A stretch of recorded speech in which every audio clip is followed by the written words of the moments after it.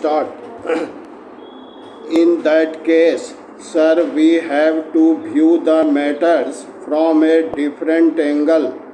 Whether we view it or do not view it from that angle, I think it is for the Honorable Minister to examine, especially because he is also the Minister for Planning and he is also responsible for the industrial development of the country. So I hope he will look at it from both the angles of the effect of this measure on the industrial development of the country. That is the main thing. Industrial concern which are scrapped or unable to pay, then can we say that full amount is to be paid to the workmen along with the creditors who have also provided money for the concerns. There are the banks also who have advanced funds. What will be their position? There must be some limit fixed for associating the workers' claims along with them. Supposing that it is not accepted, then I will go further and say that with regard to those workmen who are to be paid compensation, we have to see whether they will be able to get work in about 1 year. In that case, sir, compensation may be limited to 1 year. I am sure a system can be devised that within 1 year a worker is provided with work.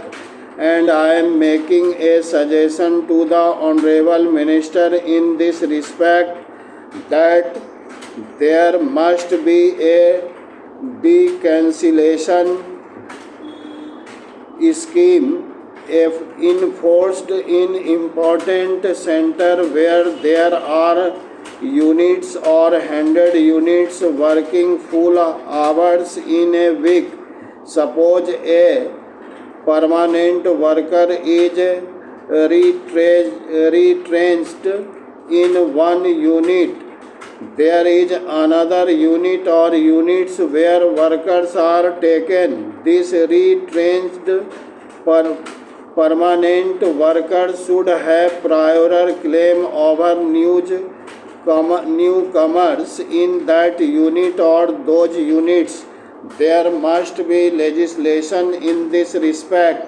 If legislation is there, then this difficulty with the avoided. I feel, sir, we are going slow.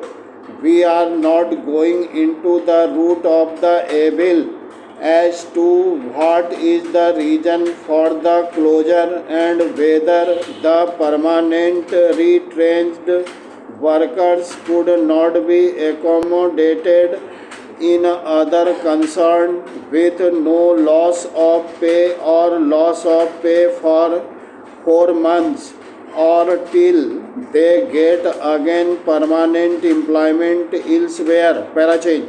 The next point is, sir, that many concerns are closed or being sold on account of want of standardization of wages in the country.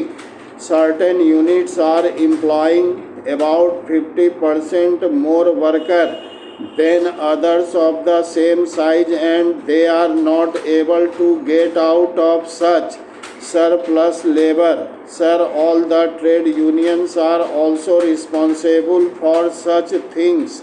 Surplus labor is in some concern.